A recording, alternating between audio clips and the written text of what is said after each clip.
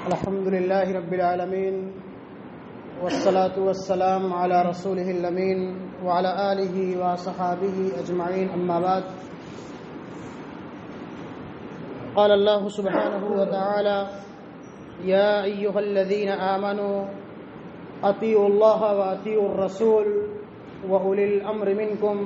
فإن تنازعتم في شيء فردوه إلى الله والرسول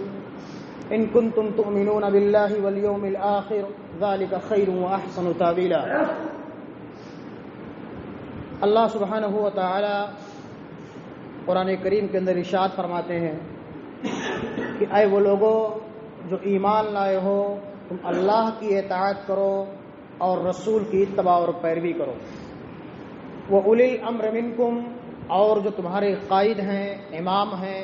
ان کی اتباع اور پیروی کرو۔ اس لیے کہ کتاب اللہ اور سنت رسول یا نبی کی اتباع اور پیروی کے بعد ایک عالم کا مقام، ایک عالم کا مرتبہ بہت بڑا ہے، جس کو قرآن احادیث نبویہ کے اندر انبیاء کرام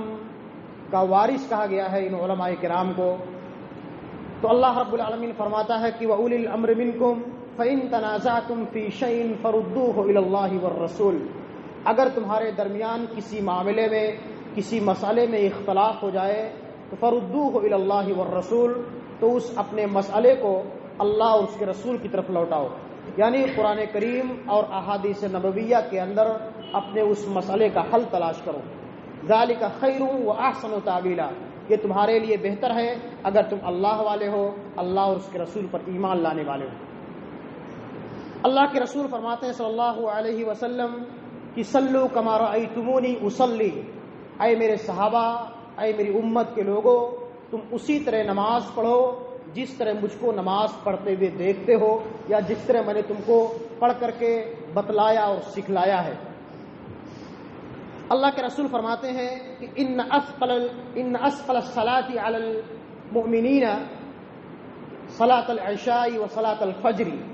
مسلمانوں پر سب سے ان اسفل الصلاۃ علی المنافقین صلاۃ العشاء و صلاۃ الفجر، منافقین پر سب سے مشکل اور بھاری نماز جو ہوتی ہے وہ عشاء کی نماز اور فجر کی نماز ہوتی ہے۔ اللہ کے رسول کے ساتھ نبی کے زمانے میں لوگ نماز پڑھا کرتے تھے، صحابہ بھی نماز پڑھتے تھے، صحابہ کے ساتھ کچھ ایسے لوگ بھی نماز پڑھتے تھے جو ظاہراً مسلمان ہوتے تھے، اللہ اور اس کے رسول کا اقرار کرتے تھے، نبی کے ساتھ رہتے تھے، اٹھتے اور بیٹھتے تھے، لیکن باطناً دل کے اندر ان کے نفاق چھپا رہتا تھا۔ ظاہراً مسلمان ہوتے تھے لیکن باطناً جو ہے وہ کفار کے ساتھ ملے ہوئے ہوتے تھے، جن کے بارے میں قرآن اور حدیث کے اندر نفاق کہا گیا ہے یا منافق کہا گیا ہے، اور ان کے بارے میں قرآن کی آیت ہے کہ ان المنافقین فی الدرک الاسفل من النار، یہ منافقین جو ظاہراً اپنے آپ کو مسلمان کہتے ہیں لیکن باطناً ان کا جو ہے گندا ہے، یہ منافقین قیامت کے دن جہنم کے سب سے نچلے طبقے کے اندر رہیں گے۔ ان منافقین پر سب سے بھاری نماز، سب سے مشکل نماز عشاء کی نماز ہوا کرتی تھی اور فجر کی نماز ہوا کرتی تھی، یعنی یہ منافقین نبی کے ساتھ ظہر بھی پڑھتے تھے، عصر بھی پڑھتے تھے اور مغرب بھی پڑھتے تھے، صرف عشاء میں اور فجر کے اندر شامل نہیں ہوا کرتے تھے، یعنی یہ دو نمازیں یہ منافقین پر بہت بھاری اور گراں گزرتی تھیں، جس کی وجہ سے اللہ اور اس کے رسول نے انہیں منافقین کے زمرے میں شامل قرار دیا ہے۔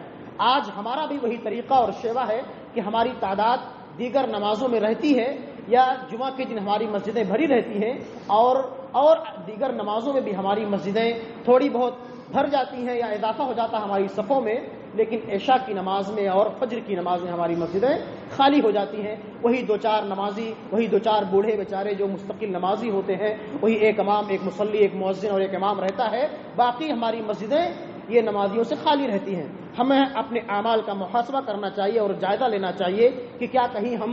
ہم منافقین کے زمرے میں شامل تو نہیں، کہیں ہمارا ایمان کمزور تو نہیں، اس لیے کہ کل قیامت کے دن اللہ سبحانہ و تعالیٰ اسی نماز کے متعلق ہم سے پوچھ تاچھ کرے گا۔ یہ تو نماز کے متعلق ایک بنیادی بات ہو گئی۔ دوسرا مسئلہ جسے مجھے آپ کے سامنے بیان کرنا ہے، پہلی چیز یہ ہے کہ اللہ کے رسول صلی اللہ علیہ وسلم مسلمانوں کو اس بات کی تعلیم دے رہے ہیں کہ امام جس طرح آپ کو نماز پڑھائے تم اپنے نماز کی، اپنے امام کی اقتدا کرو، اس کی اتباع اور پیروی کرو، جس طرح امام نماز پڑھائے تم اسی طرح نماز پڑھو. اذا جعل الامام لیتم به فلا تختلفوا علیہ. امام اس لیے بنایا جاتا ہے تاکہ تم امام کی اقتدا کرو، امام کے پیچھے نماز پڑھو جس طرح نماز. اذا کبر فکبروا، جب امام اللہ اکبر کہے تو تم بھی اللہ اکبر کہو. جب وہ سمیع اللہ لمن حمیدہ کہے تم ربنا ولک الحمد پڑھو. جب رکوع میں جائے تو تم اس کے بعد رکوع میں جاؤ، سجدے میں جائے تم سجدے میں جاؤ، سلام پھیرے تم اس کے بعد سلام پھیرو. اگر کوئی انسان، اگر کوئی مسلمان، اگر کوئی نمازی امام سے پہلے اپنا کوئی بھی حرکت یا عمل کرتا ہے، اگر امام سے پہلے اس نے اللہ اکبر کہہ لیا، نیت باندھ لی، تو اس کی نماز باطل ہو جاتی ہے. اگر امام سے پہلے اس نے سلام پھیر دیا اس کی نماز باطل ہو جاتی ہے. اگر امام سے پہلے وہ رکوع یا سجدے میں چلا گیا یا سجدے سے پہلے امام سے اٹھ گیا، جیسا کہ ہماری اکثریت، امام بھی اللہ اکبر کہتا ہی ہے کہ ہم سجدے سے پہلے رکعت کے لیے کھڑے ہو جاتے ہیں. اللہ کے رسول فرماتے ہیں کہ جو لوگ امام سے پہلے یہ اعمال یہ حرکات کرتے ہیں، امام سے پہلے کھڑے ہو جاتے ہیں، کہیں ایسا نہ ہو ان لوگوں کو ڈرنا چاہیے کہ اللہ رب العالمین ان کے چہروں کو یا ان کی شکل و صورت کو گدھے کی طرح بنا دے. ان کی شکل و صورت کو اللہ گدھے کی طرح بنا دے جو لوگ امام سے پہلے کھڑے ہو جاتے ہیں یا رکوع یا سجود کرتے ہیں یا سلام پھیر دیتے ہیں، اور ان کی نماز تو باطل ہو جائے گی، ان کی نماز تو خراب ہو جائے گی. اور اللہ سے ڈرنا چاہیے کہ اللہ ان کی نمازوں کو باطل کرنے کے ساتھ ساتھ ان کے چہروں کو گدھوں کی طرح بنا دے. اس طرح یہ کتاب و سنت کی دلیلیں ہمیں اس بات کی تعلیم دے رہی ہیں. اور دوسرا مسئلہ یہ ہے کہ اگر امام کے آنے میں تاخیر ہو رہی ہے، امام کا ایک مقام ہوتا ہے. اللہ کے رسول کے زمانے میں جب اللہ کے رسول کو صحابہ کرام دیکھتے تھے کہ اپنے حجرے سے اللہ کے رسول نکل رہے ہیں تو صحابہ کرام صفوں کو درست کر لیا کرتے تھے اور تکبیر کہہ لیا کرتے تھے جب تک اللہ کے رسول منبر پر آتے تھے اور نماز پڑھایا کرتے تھے. اگر امام کے آنے میں کبھی تاخیر ہو جاتی ہے، مثال کے طور پر امام بھی انسان ہے، 1 منٹ 2 منٹ 5 منٹ اگر تاخیر ہو رہی ہے تو امام کے جب تک مصلی پر حاضر نہ ہو جائے اس وقت تک کسی انسان کو، کسی مسلمان کو یہ اختیار، یہ حق حاصل نہیں ہے کہ وہ امام کی موجودگی میں یا اس کی اجازت کے بغیر مصلی پر کھڑا ہو کر کے وہ نماز کی امامت کرا سکے. اس لیے کہ امام اسی لیے بنایا گیا ہے کہ اس کی اتباع اور پیروی کی جائے، اس کی اقتدا کی جائے. اگر امام آپ کے درمیان موجود ہے، کسی حاجت سے، کسی مجبوری سے، کسی پریشانی سے وہ کہیں پھنس گیا ہے تو کسی انسان کو اختیار حاصل نہیں ہے، کسی کو یہ زیبا نہیں دیتا ہے کتاب و سنت کی روشنی میں کہ وہ امام کی موجودگی میں وہ مصلی پر کھڑا ہو کر کے منبر پر کھڑا ہو کر کے نماز پڑھا سکے.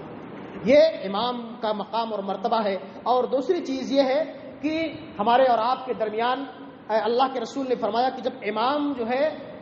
سترہ کے لیے کسی چیز کو کھڑا کر دے، گاڑ دے، تو اس کے بعد مقتدیوں کے لیے جائز ہے کہ وہ بغیر سترے کے نماز پڑھ سکتے ہیں. میں نے کئی مرتبہ دیکھا کہ لوگ جو ہے بغیر سترے کے نماز پڑھتے ہیں، یہاں تو کسی چیز کا انتظام نہیں ہے، اور کوئی آدمی نماز پڑھ رہا ہے، کوئی آدمی اس کے آگے سے گزر رہا ہے، کوئی اس کے دائیں سے گزر رہا ہے، بائیں سے گزر رہا ہے. اللہ کے رسول نے فرمایا کہ اگر کسی انسان کو یہ بات معلوم ہو جائے کہ کسی مصلی، کسی نمازی کے آگے سے گزرنے میں کتنا بڑا گناہ ہے تو وہ 40 تک کھڑا رہے گا، 40 تک کھڑا رہے گا. اللہ کے رسول نے اس کی توضیح نہیں فرمائی کہ 40 سال تک کھڑا رہے گا یا 40 مہینے تک کھڑا رہے گا یا 40 دن تک کھڑا رہے گا. یعنی اگر کسی انسان کو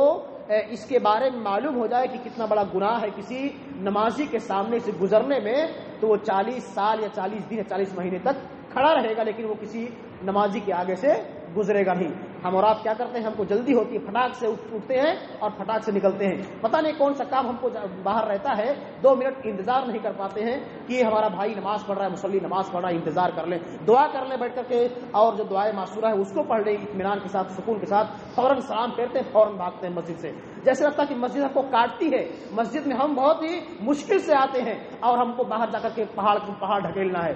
اللہ کے بندو یہاں نماز پڑھنے کے لیے آتے ہو، سکون سے نماز پڑھو، اطمینان کے ساتھ نماز پڑھو، اور جو اس کے شروط ہیں، جو قیود ہیں، اس کی پاسداری کرو، اس کی پابندی کرو. اسی میں ہماری کامیابی اور کامرانی ہے. اللہ رب العالمین سے دعا ہے کہ مولا کریم تو ہمیں امام کی اقتدا کرنے کی توفیق عطا فرما، اور امام سے پہلے ہمیں ایسے کوئی بھی اعمال انجام دینے سے گریز کرنے کی توفیق عطا فرما، جس کی وجہ سے ہماری نمازیں باطل ہو جائیں، ہماری نمازیں خراب ہو جائیں، اور اللہ رب العالمین کا ہم پر وعید نازل ہو اور کسی مصلی کے سامنے سے گزرنے کی سے ہمیں معمور اور محفوظ رکھ. آمین. تقبل یا رب العالمین. وآخر دعوانا ان الحمد للہ رب العالمین.